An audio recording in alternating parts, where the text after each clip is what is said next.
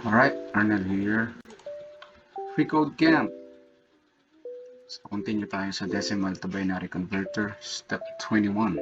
Atin sabi, now that you're familiar with binary numbers, which is medyo malabo pa, it's time to finish building the function to do the conversion for you.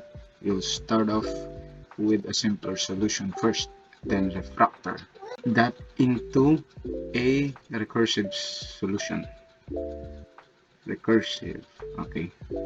First, you need to create some arrays to store the inputs and results of the division you'll do in the following steps.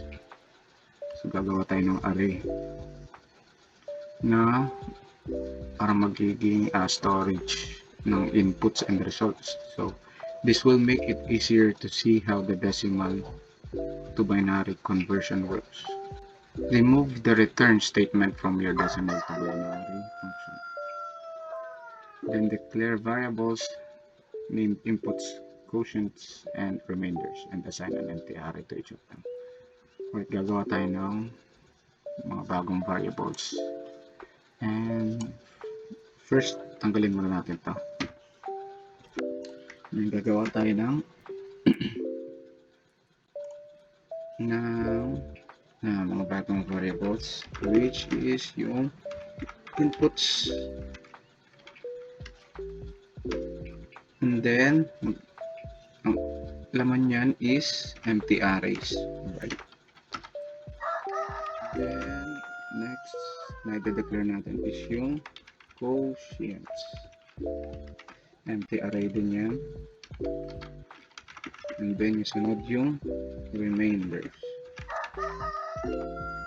empty array din. Alright, so dyan tayo mag-i-store ng inputs and results. Alright, check natin. Okay, good. Next challenge tayo. Next step. Step 22. So, ang sabi dito, set input equal to the number 0 for now. We'll change this in the next few steps. Alright. So, yung input daw, gagawin natin equals 0. Wait. Saan galing itong input? Alright, ito yan. Ito nga yan. Check natin. Alright. Input parameter. So, parang ito yung default. Default nga ba? Anyways. So, next challenge na tayo. Next video.